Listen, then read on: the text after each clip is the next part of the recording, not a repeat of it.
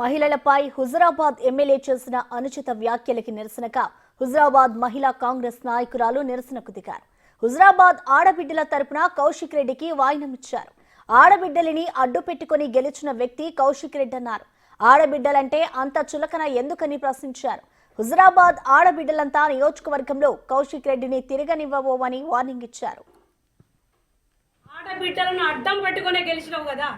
ఈ రోజు ఇలా ఆడబిడ్డలంటే అంత చులకన, నీకు ఇష్టానుసారంగా నీకు ఆడబిడ్డలంటే గౌరవం లేదు, సభ్యత లేదు, సంస్కారం లేదు, అసలు బుద్ధి మొత్తమే పోయింది నీకు. పోయి ఇష్టానుసారంగా మాట్లాడుతున్నావు కౌశిక్ రెడ్డి. గుర్తుపెట్టుకో, ఈ వలస ప్రోగ్రాం పెట్టింది ఎవరు?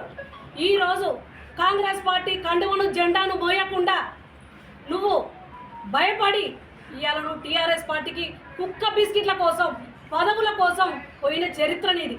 ఇవాళ వాళ్ళు ఏదో ప్రజాపాలన, రేవంత్ రెడ్డి గారి పాలన చూసి, మరి ప్రజలకు చేసే సేవలను చూసి, 6 గ్యారంటీలను చూసి వాళ్ళు ఇవాళ కాంగ్రెస్ పార్టీకి వస్తే వాళ్ళని ఇష్టానుసారంగా మాట్లాడి నువ్వు చీర గాజులు పంపిస్తున్నావా?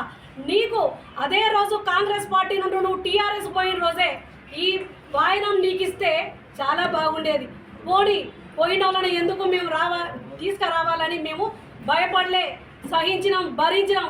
నీలాంటి వాళ్ళ తాట తీస్తానే అనుకున్నాం. కానీ నీ లెక్క ఇవాళ ఎమ్మెల్యేలు పోగానే మొత్తం పదవిలు పోయినట్టు ఇష్టానుసారంగా వాళ్ళకు చీరగాజులు పెట్టుడు ఎక్కడిది? నువ్వు ఇదే ఆడబిడ్డలను అడ్డం పెట్టుకొని నీ బిడ్డ కానీ మీ భార్య కానీ కొమ్ము చాచి మరి గెలిపియండి, బతుకుతనో సత్తనో ఒక్కసారి అవకాశం ఇయ్యిర్రి, లేకుండి అలసిపోయిన గుండెనాది అని భారీ డైలాగులు చెప్పినావు కదా కౌశిక్ రెడ్డి. గుర్తు పెట్టుకో, ఇదే డైలాగులతోని ఇదే హుజురాబాద్ అంబేద్కర్ చౌరస్తాలో ఇదే కాన్సెన్స్ ఉన్న ఆడబిడ్డలందరం తిరగబడతాం. నీ కాన్వాయిని తిరగనీయం. గుర్తు పెట్టుకో, నీ భార్య నువ్వు నీ బిడ్డను అడ్డు పెట్టుకొని కొంగు చాచి నీ భార్య అడిగింది, అప్పుడు చీరగాజులు గుర్తుకు రాలేదా కౌశిక్ రెడ్డి గారు?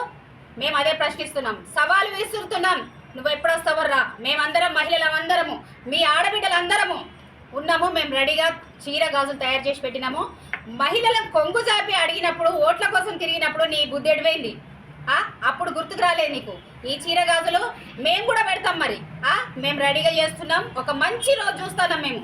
ఇప్పుడు వినాయక నిమజ్జనం అయిపోయాక నువ్వు వస్తావు కదా, ఎట్లాగో వచ్చినప్పుడు మంచి రోజు వాస్తు చూసుకుంటాం. మంచి రోజు చూసి మేము అందరం రెడీగా ఉంటాము.